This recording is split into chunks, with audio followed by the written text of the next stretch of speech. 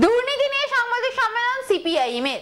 দেশ জুড়ে ইলেকট্রাল বন্ডের দুর্নীতি, সেই দুর্নীতির ব্যাপকতায় গার্ডেন রিচ কাণ্ডে মৃত্যু 10 জনের, কাটমানির অভিযোগ সহ রাজ্য রাজনীতির দুর্নীতি নিয়ে তীব্র আক্রমণ বিকাশ সায়রার।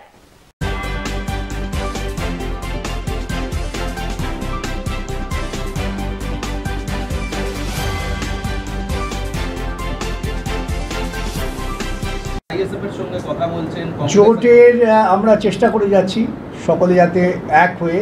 আমি প্রত্যেককে বোঝাবার চেষ্টা করছি যে বিজেপি তৃণমূলের মতো বিধ্বংসী শক্তিকে যদি আমাদের ঠেকাতে হয় তবে সকলকে ঐক্যবদ্ধ হতে হবে। সেই চেষ্টা আমরা এখনও চেষ্টা করে যাচ্ছি, আশা করি জোট হবে।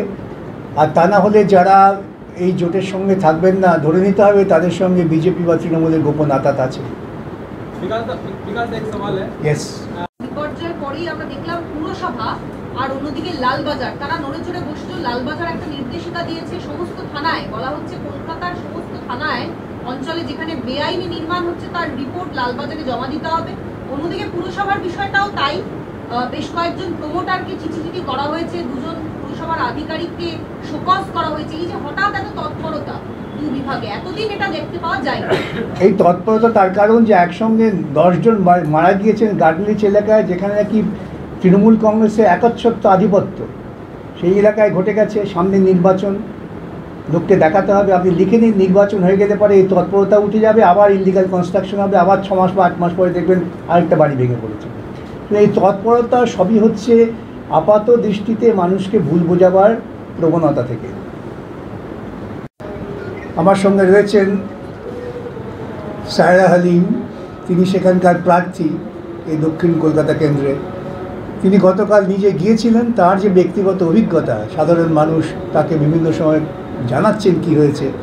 আমি সায়রাকে বলবো তুমি 2-4 কথা বলুন অ্যাবাউট গার্ডেন রিচ ইনসিডেন্ট।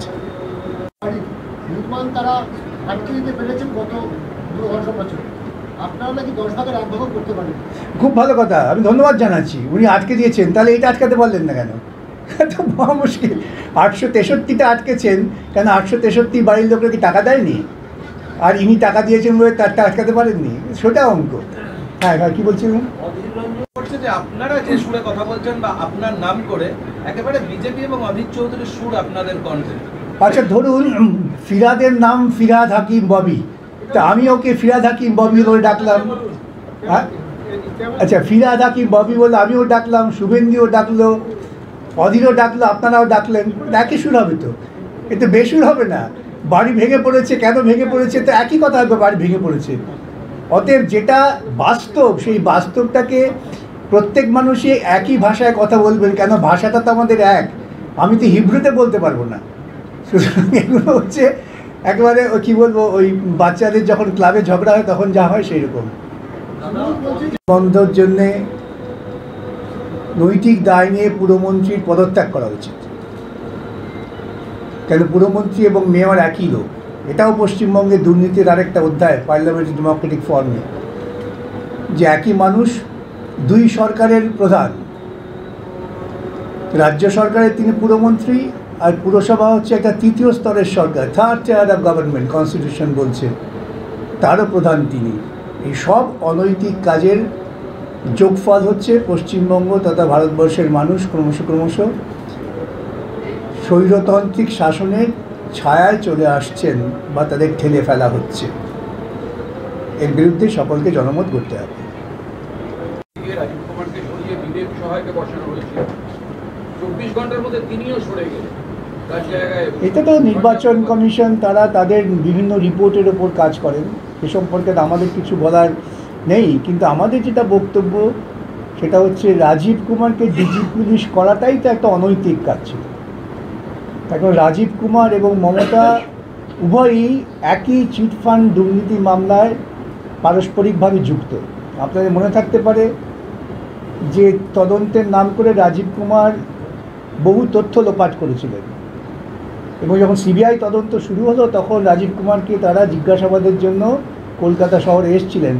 তখন রাজ্যের মুখ্যমন্ত্রী রাস্তায় নেমে পড়েছিলেন, শুধু একদিন না, রাস্তায় ধর্ণা দিচ্ছিলেন। এই যে পারস্পরিক দুর্নীতিমূলক কাজের সঙ্গে যোগ মন্ত্রী এবং পুলিশ অফিসার, তা উভয়ই তো একই দোষে দুষ্ট। তাহলে কি করে তাকে ডিজি পুলিশ করা হলো, যিনি একজন অভিযুক্ত? সেখান থেকেই দুর্নীতি শুরু হয়। एक ऐसा जगह है जहां 300 बिल्डिंग एक साथ एक ही जगह पर इलीगल है। वार्ड 108 में गुलशन कॉलोनी, जहां 40,000 से ज्यादा लोग रहते हैं और एक भी बिल्डिंग का, एक भी फ्लैट का कोई कागज नहीं, कोई दस्तावेज नहीं, और निगम के पास भी उसका कोई कागज नहीं है। तो आपको लगता है कि वहाँ कोई बड़ी घटना को दावत दे रहा है गुलशन कॉलोनी? ये बात सही है, आपने जो बताया ये सही बात है। हमें चाहता है कि अगर पूरे निगम चाहे वो जाके पूरा उसको डिस्ट्रॉय कर दे, डिमोलिश कर दे।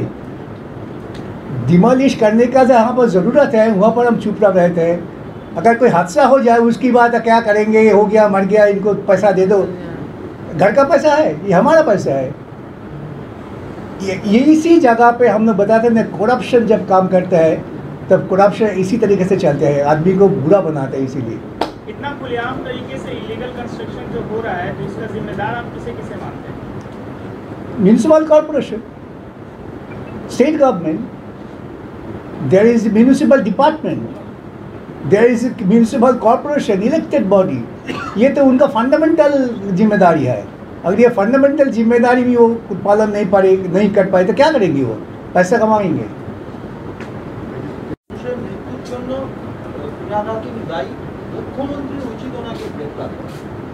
না না, আমি অধীরবাবুর কী দাবি করেছি সে দাবির যৌক্তিকতা নিয়ে তো আমি কথা বলবো না। আমি বলতে পারি এই যে বাড়ি ভেঙে পড়ে এতজন মানুষ গিয়েছেন, এর জন্য সম্পূর্ণভাবে দায়ী হচ্ছে দুর্নীতিমূলক প্রশাসন। তৃণমূল কংগ্রেস ক্ষমতা আসার পর এমন একটা দপ্তর নেই যেখানে দুর্নীতি যুক্ত হয়নি, এবং পুরসভাতে দুর্নীতি লাফিয়ে লাফিয়ে বেড়েছে। সমস্ত জলাশয় বুঝিয়ে সেখানে নির্মাণ হয়েছে, এবং নির্মাণ হয়েছে অঞ্চলের কাউন্সিলরদের জ্ঞাতসারে। হাইকোর্টে যাবেন আপনারা দেখবেন রোজ এই কলকাতা হাওড়া বেআইনি নির্মাণ ভাঙাবার জন্য কত মানুষকে মামলা করতে হচ্ছে। সাধারণ মানুষ উপায় না পেয়ে মামলা করছেন যে এই বেআইনি নির্মাণ বন্ধ করো। এটা তো হাইকোর্টে রেকর্ড দেখলেই বোঝা যাবে।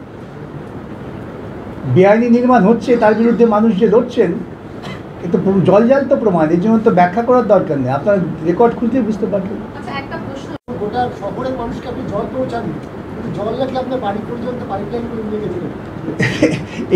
এই কথাটা সাধারণ মানুষের বুঝবে না। জল তো আমার বাড়ির জন্য কোনো আলাদা লাইন আসে না, এবং জল নিয়ে আমরা তো একটা নতুন জল প্রকল্প তৈরি করেছিলাম, যেটার নাম ছিল জ্যোতি বসু জল প্রকল্প।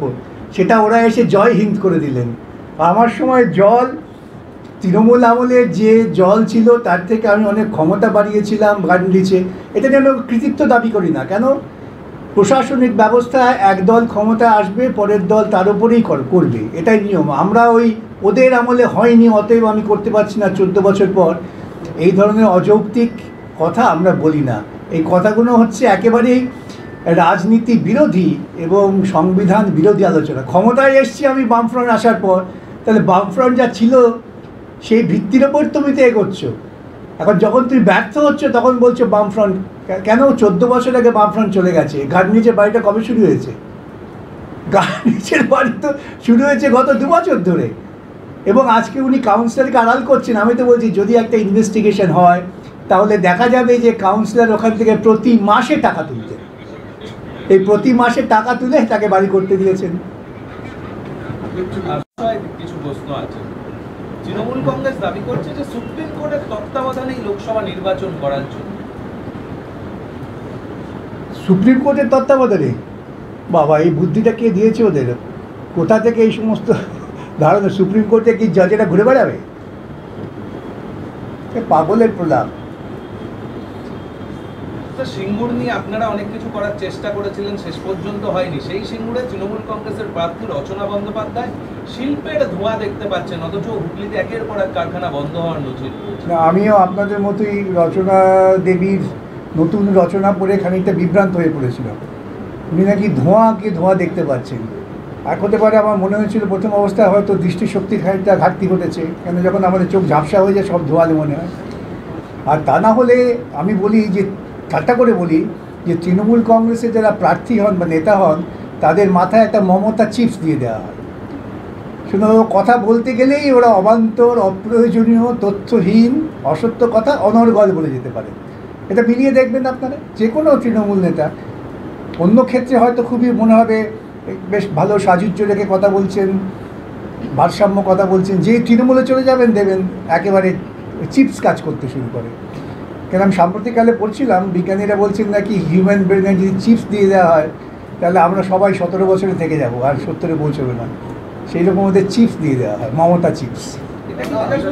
গতকাল রাজ্যগুলি মালদা উত্তর এবং দক্ষিণ, আসানসোল, গঙ্গা এবং কলকাতা উত্তর, এই 6টা কেন্দ্রকে ফাইন্যান্সিয়ালি সেন্সিটিভ হিসাবে লোকেট করা হচ্ছে। এবং এখানে কি এই ফাইন্যান্সিয়ালি সেন্সিটিভ যেহেতু করা হচ্ছে, এখানে কি কেন্দ্রীয় এজেন্সিগুলোর তৎপরতা বাড়তে পারে? কিন্তু আমি তো প্রথমেই দাবি করেছি এই সমস্ত টাকা, ইলেকট্রাল বন্ডের টাকাটা বন্ধ করে দিন। চিট ফান্ডের টাকা নিয়ে খুব বেশি আর এখন এগোতে পারবে না, এখন চিট ফান্ড ড্রাই হয়ে আসছে। আমরা তো ইতিমধ্যে মামলা করে সেগুলো ঠিক ধরে ফেলেছি। ইলেকট্রাল বন্ডের সমস্ত টাকা বাজেয়াপ্ত করে দিক, দেখবেন বিজেপি ও তৃণমূল দুজনই মুখ তুবড়ে পড়বে। বিকাশবাবু, এই যে রচনা বন্দ্যোপাধ্যায় বা অন্যান্য সময় আমরা দেখি যারা অন্য জগৎ থেকে আসে তারা এই ধরনের মন্তব্য করেন, কি রাজনৈতিক জগতের সঙ্গে মানাতে পারেন না, নাকি তাদের নিজেদের সেলিব্রিটি কিছু ভাবনা চিন্তা থেকে? দেখুন, স্বক্ষেত্রে অনেকেই হয়তো খ্যাতিমান হতে পারেনি, আর আমাদের এখানে খ্যাতিমান হওয়ার একটা, আমাদের এখানে সর্বত্রই হচ্ছে প্রচার মাধ্যম। উনি বোধহয় কোনো একটা নির্দিষ্ট বিনোদনী কোনো অনুষ্ঠান পরিচালনা করেন। এখন টেলিভিশন তো ঘরে ঘরে পৌঁছে গিয়েছে, এমনকি আপনি দেখবেন এমন বস্তি অঞ্চল আছে যেখানে ছেলেমেয়েরা স্কুলে যেতে পারে না, কিন্তু টেলিভিশন পৌঁছে গেছে। অতএব সেই প্রচারের সুবাদে চেহারাটা খুব পরিচিত হয়, কিন্তু সেই চেহারাটা তার পরিচয় হচ্ছে, জনপ্রিয়তা হচ্ছে ওই ক্ষুদ্র ক্ষেত্রে। কিন্তু রাজনীতি একটা বিশাল ব্যাপার। রাজনীতি তো ধান্দার জায়গা না, রাজনীতি হচ্ছে সমাজনীতি, সামাজিক আদর্শ, রাজনৈতিক আদর্শ, এই সব কিছু নির্ভর করে। সেখানে চট করে মন্তব্য করতে গেলে একটু তো অসুবিধা হবেই। এখন আমার যদি কেউ বলে আপনি উত্তম করে অভিনয় করুন, তাহলে আমি যেমন হাস্যাস্পদ হব, ঠিক সেই রকমই হবে আর কি। বলা হচ্ছে যে পুরো দুর্নীতি যা হয়েছে সব বাবা আমলে হয়েছে। আপনার বাবা আমল যখন ছিল পুরসভায় তখন কোনো অডিট হতো না। সুব্রত মুখোপাধ্যায় যখন থেকে মেয়র হয়েছে তখন থেকে অডিট হওয়া শুরু হয়। শুধু তাই নয়, এই যে এদিকে বিরাট ফান্ড আসে সেটা অডিট হয় বলেই নাকি তৃণমূল কংগ্রেসের সরকার বা তাদের বোর্ড এই ফান্ড পাচ্ছে। আসলে তৃণমূল কংগ্রেসের রাজনৈতিক ডিএনএ হচ্ছে অসত্য কথা বলা। অসত্য এবং দুর্নীতি এই দুটো হচ্ছে TMC DNA of their politics. এই যে কথা ওনারা বলেছে, আপনারা পুরসভায় গিয়ে তথ্য ঘেটে দেখবেন সব কটা ভুল। বাম আমলে অডিট হতো শুধু তা নয়, বকেয়া অডিট বাম আমলে সম্পন্ন করা হয়েছিল। বাম আমলে সুব্রত বাবুর আমলে রেখে যাওয়া দেনা, সেই দেনার টাকা শোধ করে আমরা যখন চলে আসি তখন প্রায় 500 কোটি টাকার মতো উদ্বৃত্ত আমরা ফান্ড রেখে এসেছিলাম। এবং ফিরাদবাবু নিজেই স্বীকার করেছেন যে বাম আমলে অনুমতি পেতে গেলে চটি শুকিয়ে যেত। ঠিক কথাই তো, আমরা তো বেআইনি অনুমোদন দিতাম না, সেই জন্য এই চটি কেন, জুতোও শুকিয়ে যাবে, অনুমোদন পাবে না। উনি বলেছেন ওরা এসে সহজ করেছেন। কি সহজ করেছেন? কনস্ট্রাকশন করে যাও, কাউন্সিলরকে টাকা দিয়ে যাও, যদি ভাঙে ভাঙলো, না ভাঙলে থেকে গেল। এইটা হচ্ছে ওদের নিজস্ব ফর্মুলা, যে ফর্মুলায় আজকে বিপদে পড়ে গেছেন। নির্বাচনের আগে তাড়াহুড়ো করে টাকা কালেকশন করার জন্য তুলতে গিয়েছিল, বাড়ি ভেঙে পড়েছে, এতজন মারা গিয়েছে। আমার একটা প্রশ্ন, যে এই ক্ষতিপূরণের টাকা যা সরকার দেবেন বলছেন, কেন সরকারি কোষাগার থেকে যাবে? কেন এই টাকা এই বিল্ডারের কাছ থেকে আদায় করা হবে না? যদি government true to its own oath হয় যে আমি কনস্টিটিউশন মেনে চলবো, কনস্টিটিউশনকে রক্ষা করব, তাহলে এই সমস্ত ক্ষতিপূরণের টাকা ওই বিল্ডারের কাছ থেকে আদায় করা হোক, এটা আমাদের দাবি।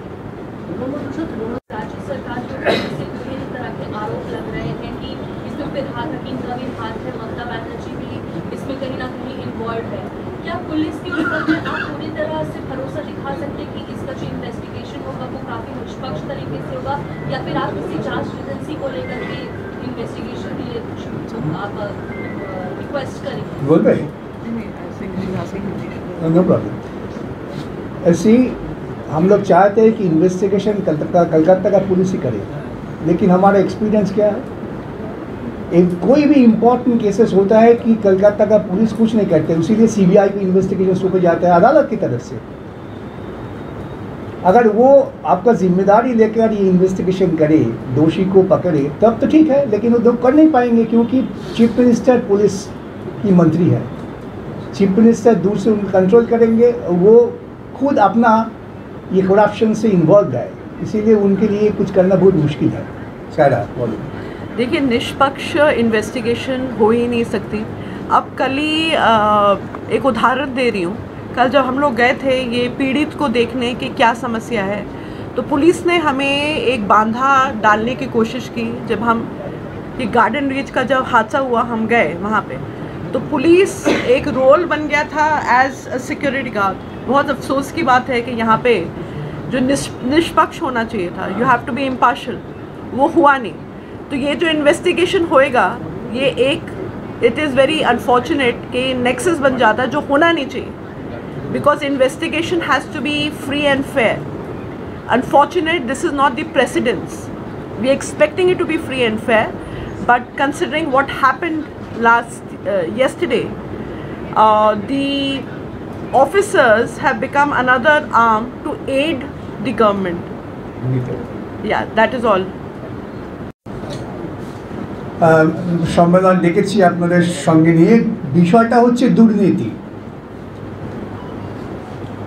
একদিকে যেমন গোটা দেশ জুড়ে ইলেকট্রাল বন্ডের দুর্নীতি, মারাত্মক দুর্নীতি এটা প্রকাশ পেয়েছে, আর পশ্চিমবঙ্গের দুর্নীতি তো সর্বক্ষেত্রেই, এবং সেই দুর্নীতির ব্যাপকতা এত তীব্র যে গার্ডেন রিচ এলাকায় একটা 5তলা বাড়ি, নির্মীয়মান বাড়ি তৈরি হচ্ছিল, ভেঙে পড়েছে, 9 জন মারা গিয়েছেন, জলান থেকে শুনছি নাকি 10 জন মারা গিয়েছেন, এবং বহু মানুষ আহত হয়েছেন।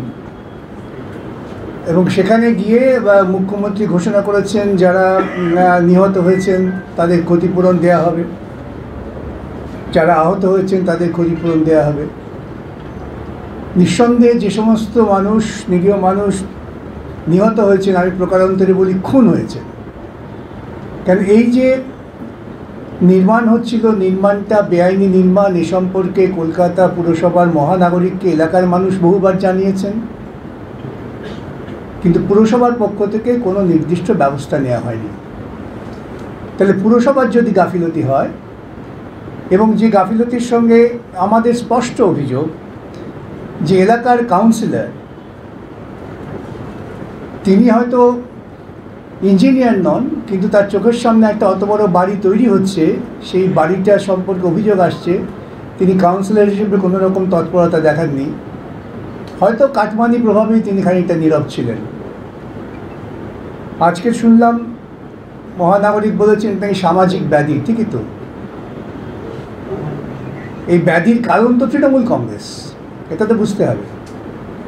2011 সালের ক্ষমতা আসার পর এমন একটা ক্ষেত্র নেই প্রশাসনের যেখানে তৃণমূল কংগ্রেস দুর্নীতির সঙ্গে যুক্ত নন, এবং স্বভাবতই তৃণমূল কংগ্রেসের কাউন্সিলর থেকে শুরু করে সর্বোচ্চ মুখ্যমন্ত্রী পর্যন্ত তারা সকলেই মনে করেন যে প্রশাসনকে ব্যবহার করে অর্থোপার্জন করা যায়, এটা একটা বড় দুর্নীতি। এবং যেই দুর্নীতির প্রভাব কীভাবে পড়ে তাও আমরা প্রমাণ পেলাম ইলেকট্রাল বন্ডে। ইলেকট্রাল বন্ডে যত বেশি করে মামলাটা আমরা দেখছি, পড়ছি, সুপ্রিম কোর্ট যখন এটাকে আনকনস্টিটিউশনাল বলে দিলেন, আইনত কোনো কিছুকে আনকনস্টিটিউশনাল বনামালি ধরে নিতে হবে, সেটা কখনো আইন হিসেবে ছিলই না, অসাংবিধানিক। অসাংবিধানিক যদি হয়ে থাকে তাহলে প্রত্যেকটা রাজনৈতিক দলের উচিত ছিল সমস্ত টাকা ফেরত দিয়ে দেওয়া, যদি তারা তাদের সৎ বলে দাবি করেন। অতএব সততার প্রাথমিক নিরিখ ছিল ইলেকট্রাল বন্ড বেআইনি ঘোষিত, বেআইনি শুধু না, অসাংবিধানিক ঘোষিত হওয়ার পর স্বচ্ছতার সঙ্গে সমস্ত টাকা ফেরত দিয়ে দেওয়া। তা ভারতবর্ষের মোদিও দেয়নি, আর মমতার তো প্রশ্নই আসে না। নির্বাচনের মুখে এই যে ব্যাপক দুর্নীতির টাকা, নির্বাচন কমিশনকে আমি একটা প্রসঙ্গে বলেছিলাম আমার বক্তব্যেও, যেটা আমরা মনে করি যে নির্বাচন যদি ফ্রি অ্যান্ড ফেয়ার করতে হয় তবে নির্বাচনকে টাকার প্রভাব মুক্ত রাখতে হবে। এই বেআইনি টাকা যারা পেয়েছেন সব টাকা নির্বাচন কমিশন সাময়িকভাবে বাজেয়াপ্ত করুন, পুরোপুরি বাজেয়াপ্ত না করতে পারলেও ওই টাকা যেন নির্বাচনে প্রভাব খাটাবার জন্য ব্যবহার না করা হয়। এটা আজকে ধ্রুব সত্য যে টাকা দিয়ে নির্বাচনকে প্রভাবিত করা হয়। এবং এটাও নিশ্চয়ই আপনারা জানেন ইতিপূর্বে সুপ্রিম কোর্ট একটি রায় বলেছিলেন যে দুর্নীতি করাপশন সেটা হচ্ছে ক্যান্সার, এবং এই ক্যান্সার আমাদের সমাজকে শুধু ক্ষতিগ্রস্ত করে তাই নয়, আমাদের প্রজাতন্ত্রকে পর্যন্ত নষ্ট করে দেয়। এই প্রজাতন্ত্রকে ভাঙবার যে পরিকল্পনা মোদী সরকার শুরু করেছেন তার অন্যতম একটা দিক হচ্ছে এই ইলেকট্রাল বন্ড, যেখানে টাকা কোত্থেকে আসছে কেউ জানতে পারবে না, টাকা কে পাচ্ছে কেউ জানতে পারবে না, সবই গোপন। অথচ পার্লামেন্টের ডেমোক্রেসির বেসিক। শুভ সন্ধ্যা। কালকে যা ঘটনা ঘটেছে আমি অনেক দুঃখিত। It's a very unfortunate incident what transpired yesterday in Garden Reach. ওই building was an under construction building. 9 জন, more than 9 জন মারা গেছে according to records, and the count is still on. Now the news says that there were a lot of people who have come under the debris, and we need to understand that it was an illegal construction. Now the MP of this area is from the Trinamool Congress. The local councillor is from the Trinamool Congress. The MLA is from the Trinamool Congress. Now someone has to take ownership of what transpired yesterday. Me along with my comrades and Comrade Mohammed Salim, we went to the hospital and saw the bereaved families. A particular lady has lost 3 members of her family. So this is not a small matter. This needs to be highlighted that because of due negligence of the authorities, this has come to light. निजे responsibility नीते होबे. Who is in power? अभी सत्ता में कौन है? तृणमूल कांग्रेस है सत्ता में, तो उन्हीं पे प्रश्न आता है कि ये इलीगल बिल्डिंग उस क्षेत्र में कैसे रातों रात आ गई, वो भी 5 तल्ला. So this is something that we need to question, that how did this illegal construction, who gave the permission firstly? So permission के बिना तो कुछ होता नहीं है. So this is something that is something really unfortunate. It has happened in the heart of the city and in broad daylight of the authorities. They cannot turn a blind eye to what has happened. Nijir responsibility nite hobe, and someone has to be taken to task. That is all. Let us escalate this issue so that this does not transpire again in the future, and people take responsibility. The local councillor needs to be held responsible. The government of the day needs to be held responsible. That is all I'd like to add. Thank you so much.